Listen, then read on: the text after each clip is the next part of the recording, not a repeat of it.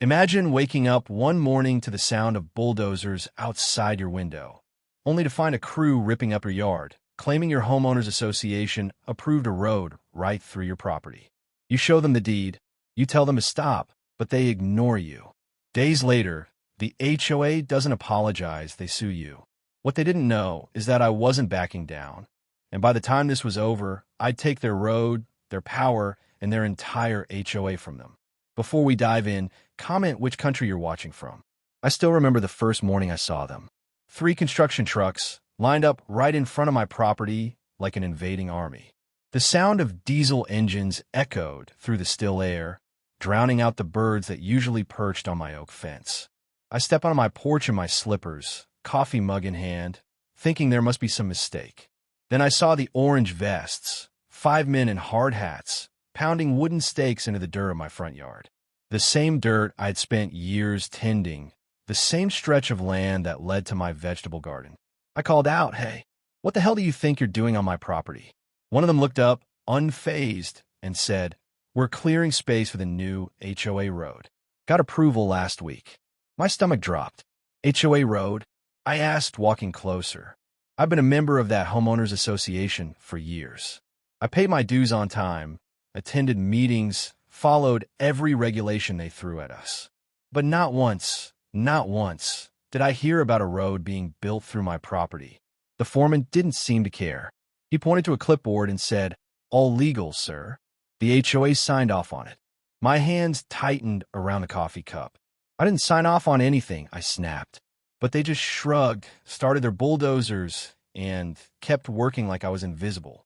I felt something inside me twist, rage mixed with disbelief.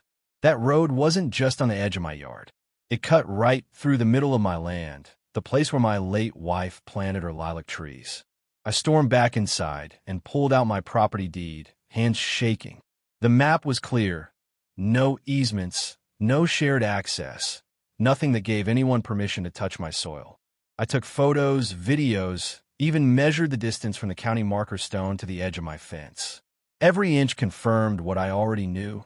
They were trespassing. When I drove down to the HOA office later that morning, the receptionist gave me the same plastic smile she always wore.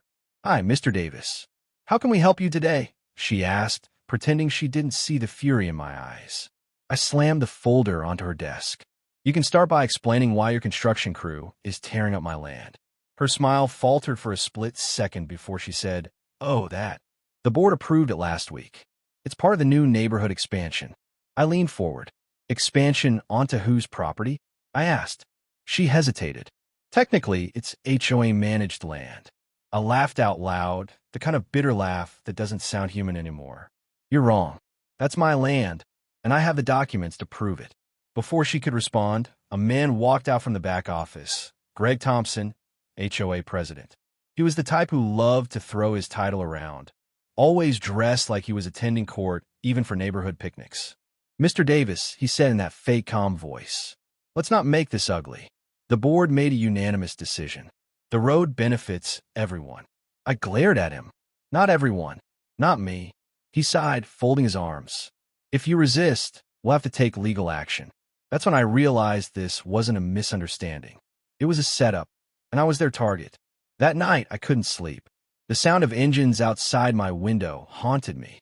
My yard lights flickered over the torn ground, piles of gravel where flowers once grew. I sat on the porch until dawn, replaying Greg's smug expression in my mind. I thought about calling the sheriff, but I knew how these things worked. HOA presidents had connections. They'd spin it as a community improvement project, and I'd look like the troublemaker. Still, I wasn't going to sit back and let them steal from me. I made a promise to myself that night. If they wanted to play dirty, I'd show them what real dirty looked like. And I'd make sure every last one of them regretted ever touching my land. The next morning, the sound of jackhammers ripped me awake before sunrise. I stepped outside and saw they'd made it worse. Half my fence was gone, my mailbox lay on its side, and a brand new concrete line ran straight through the heart of my lawn. My stomach churned. It wasn't construction anymore. It was invasion. I called Greg's number again and again until he finally picked up. "You need to stop this now," I said through gritted teeth.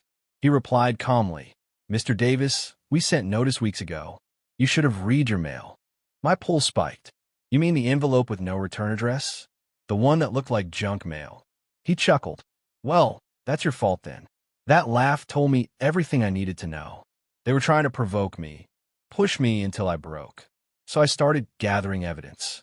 I took time-stamped photos of every truck, every worker, every square foot they destroyed.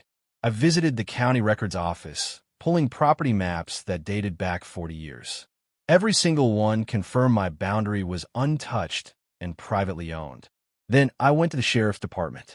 The deputy, a heavy-set man named Collins, frowned when he saw the paperwork. This doesn't look right, he said.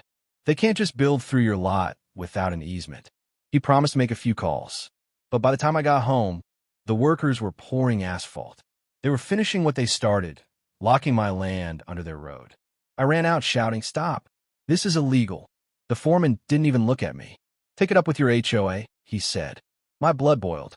That night, I sat in my truck outside the construction site, headlights off, just watching. The road shimmered under the floodlights. It looked almost peaceful, like a scar healing over. But to me, it was a wound. I thought about my wife again, about the promise we made to build a quiet life here. That peace was gone now. When I finally walked inside, my phone buzzed with a new email from the HOA's lawyer. The subject line made my jaw tighten. Notice of violation and trespass. I opened it, and my heart pounded. They were accusing me of interfering with community infrastructure and threatening workers. They were planning to sue me. I laughed out loud, but it came out more like a growl. They built a road through my property, I muttered, and they're suing me for it. The next morning, I marched into their meeting uninvited. The whole board was there, sipping coffee and pretending to be civilized. Greg sat at the head of the table, smug as ever. "Mr. Davis, this is a closed meeting," he said. "Not anymore," I replied, dropping my folder of evidence onto the table. The sound echoed like thunder. "You built your road on private land. Here's the proof." I laid out aerial photos, deed copies, and county records. The room went silent. Then Greg smirked. "We'll let the court decide." I leaned forward, lower my voice. "Good, because when we get there, you'll wish you'd never met me." He laughed softly. "Big talk, Mr. Davis. You think one man can take down an HOA?" I didn't answer. I just stared him down until he looked away. The next week, the lawsuit arrived. They wanted damages for delayed construction and public interference. It was laughable, but I wasn't laughing. I hired a lawyer of my own, a quiet man named Hughes who'd handled property disputes for decades. He studied the files, then looked up at me with a grin. "They're bluffing," he said, "but they picked the wrong person to mess with." We filed a countersuit for illegal land seizure, property damage, and emotional distress. Greg didn't see that coming. The HOA board started panicking once they realized I wasn't just angry, I was prepared. And once that first hearing date was set, things started to shift. Rumors spread through the neighborhood. People started whispering about what the board had done. The same people who ignored me before now avoided Greg in the grocery store. But I wasn't satisfied yet. I wanted more than justice. I wanted control. The court hearings dragged on for months. Greg and his board showed up every time in their tailored suits, pretending to be calm, but I could see the cracks forming.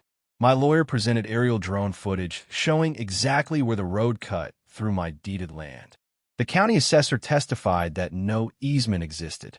Even one of the construction workers admitted under oath that he was told not to ask questions. Each day, Greg's confidence faded a little more. But the turning point came when we subpoenaed the HOA's internal emails. What we found was shocking. Greg and two board members had deliberately altered property maps to push the road through my lot because it was the cheapest route. They knew it was illegal. They just didn't think I'd fight back. When those emails were read aloud in court, Greg's face turned pale. The judge's voice was calm but firm. "This is a serious violation of property rights," he said, "and a clear abuse of authority." My lawyer leaned toward me and whispered, "We've got them." The verdict came down a week later. The HOA owed me full damages, legal fees, and was ordered to remove the illegal road. But that wasn't the part that shocked everyone. The judge also ordered that, due to misconduct, the entire board be dissolved and re-elections held immediately. Greg's jaw dropped when he heard it.